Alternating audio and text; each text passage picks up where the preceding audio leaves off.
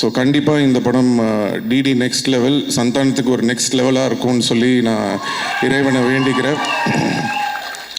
And STR49, so திருப்பி ஒரு combination வேறு வருது.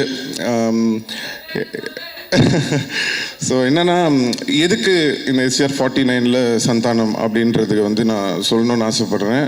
அதுக்கு மெயின் காரணம் என்னென்னா, இன்றைக்கி சினிமா காமெடி ரொம்ப கம்மியாக இருக்குது. ரொம்ப சீரியஸான படங்கள் எடுக்க ஆரம்பிச்சிட்டோம். இப்போது பெரிய படங்கள், இப்போது ஒரு ஹீரோ படம்லாம் நீங்கள் பார்த்தீங்கன்னா உங்களுக்கு ஒரு நல்ல ஆக்ஷனு, அட்ரினல் ரஷ்ஷோட படம் வேணும்னு எதிர்பார்க்குறீங்க.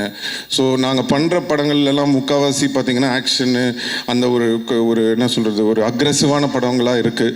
ஸோ தமிழ் சினிமாவில் ரொம்ப ஒரு ஜாலியாக சாஃப்டாக ஃபீல் குட்டான படங்களும் நிறையா வரணும். இப்போது ரீசெண்டாக நம்ம எடிட்டர்னு நினைக்கிறேன், நீங்கள் ஒர்க் பண்ணியிருந்தேன், அவர் இப்போது இந்த டூரிஸ்ட் ஃபேமிலின்னு ஒரு படம் பார்த்தேன். ரொம்ப அருமையாக இருந்தது படம். அந்த டீமுக்கும் என்னோடய வாழ்த்துக்களை தெரிவிச்சுக்கிறேன். எதுக்கு சொல்கிறேன்னா, சந்தோஷமாக ஹாப்பியான படங்களும் நிறையா வரணும்.